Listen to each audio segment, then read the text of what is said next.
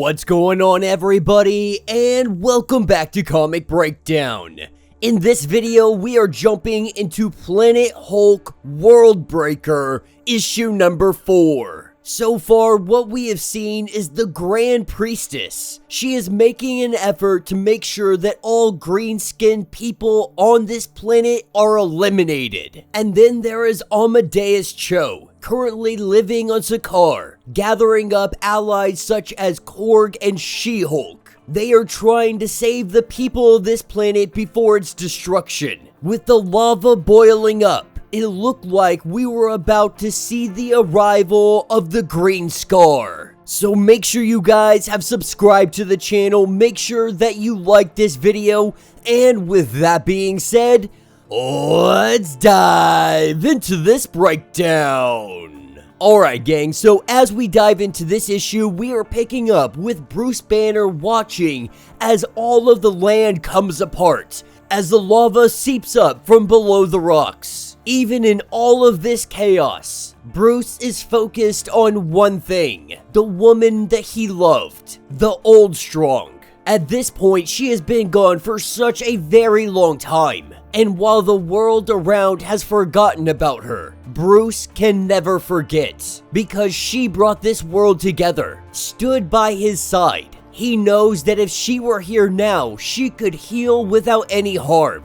Just like the first time everything fell apart, Hulk had raged, but she was focused on saving their beautiful boys, giving them the old power so that they could be protected. Sakaar ended up bonding with Earth, but hero Tala, him on the other hand, Hulk knows that he failed him. Just a lost child who became a monster. We see how truly heartbroken Hulk is over the fact that he was unable to reach his son. Because deep down inside, he knows that he always just mucks things up. Every time, all of this power in the world, whenever he uses it, he just breaks things. But as the ground continues to rumble, we are taken to the fortress of the Grand Priestess. They use She-Hulk as a power battery source, redirecting all of her power into the engines. We see this ship lift off from the ground, with Cho trying to get all of the children to safety. This is when they holler at Cho and let him know that they have Jen, that they used her to break the ground and now she is powering their ship.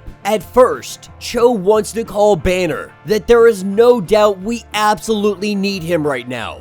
That's where we see the tiny floating robot go to Banner, letting Banner know that the tectonic plates are now shifting, that this is all of the Priestess doing. But he also tells Banner to stay right where he is, because Cho knows the Grand Priestess is just trying to lure in the Green Scar. She wants to be able to tap into his power. If she was able to grab hold of him like she did with She-Hulk, this would be game over. And so Cho tells Banner to stay exactly where he is. Now Banner does find this a little bit confusing. Cho had just been here recently asking for help, but Cho is telling him to forget all of that. That is not his fault, but this is all too much. The Priestess really wants to destroy the world, and if she pulls Hulk into this fight, she might actually get what she wants. This is where we see Cho finally decide to do something. He grabs hold of a battle axe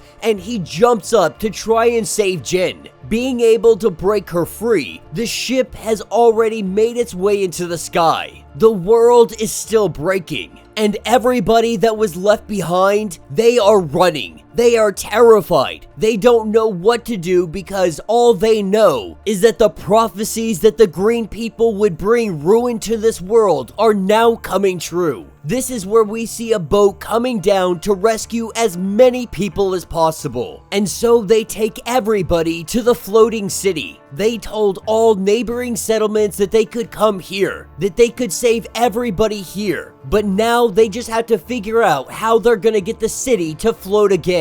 That is where Cho steps into play. Cho going into that room where She-Hulk was once contained, sitting in the chair, hooking him up to the city. His granddaughter tries to let him know that this is a bad idea, but they have no other option. They have to save as many people as possible. And so hooking him up to the power source, we see the city, it begins to go up. But Joe is in a very weak state. He doesn't have enough energy to be able to keep this city floating. His granddaughter Tala seeing this, with She-Hulk also coming in saying that she will take her spot back.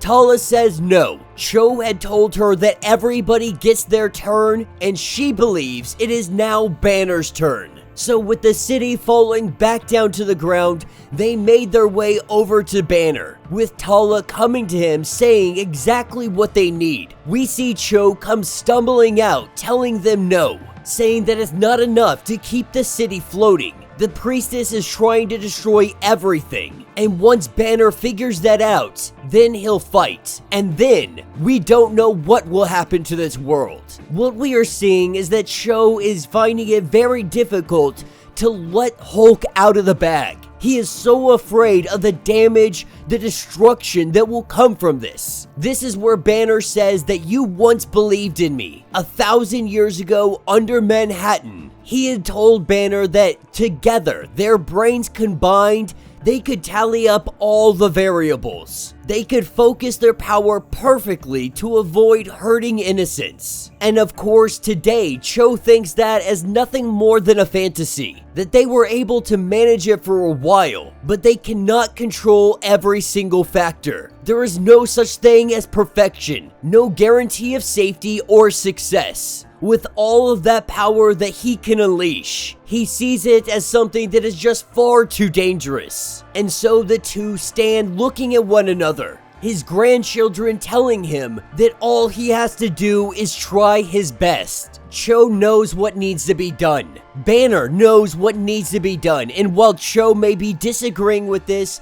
eventually he comes around. We see Banner turn into Hulk. He breaks down some stone and he pulls out his weapon. And now the Green Scar is leading his people into battle yet again. Up above the clouds, we have the High Priestess and all that went with her. Now, all the people that followed her, they believe that they got out of here because they were worried about the Hulk destroying them, about Hulk destroying the planet. But she tells them that you're not here to escape, that you're here to fight. Because the Hulk is trying to save that planet. Everybody believed that Hulk was the Worldbreaker. The Grand Priestess lets us know that he is mistaken because they are the Worldbreakers. And that will be the end of this issue. So let me know what you guys think down in the comments. So far, it's been a pretty good little mini-series. Now, usually, continuations just aren't as good as the original. We have seen this time and time again. And I think that this comic is no exception. Planet Hulk Worldbreaker. When it was first introduced, it seemed to be one of the more promising titles to come out. But I'm finding it very hard to connect to anybody in the comic. I'm not really caring about the consequences. I'm not really caring about much of what is going on. Now, seeing the way things are 1,000 years in the future, it's a cool little sneak peek onto the possibility of what could happen. That it's a story about healing, about trauma, about trying to find your way back even after 1,000 years of suffering. And so in that regard, it can definitely be considered a decent story. But considering that this is a Hulk comic, we haven't seen a whole lot of Hulk smash. We haven't seen a whole lot of Hulk doing what he does best.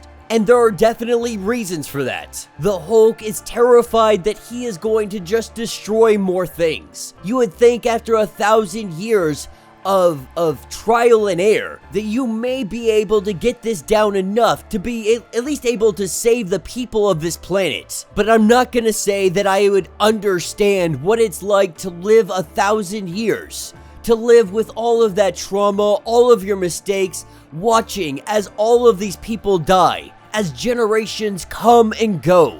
This is definitely a story of sadness, of despair, of loneliness, but I don't feel like it has any real originality to it. But yeah, like I said, it's a relatively good comic. It's definitely one I would wait until all of the issues have come out and buy it as a collected edition. But let me know your thoughts, let me know your theories if you would like to get completely caught up on everything going on with this story.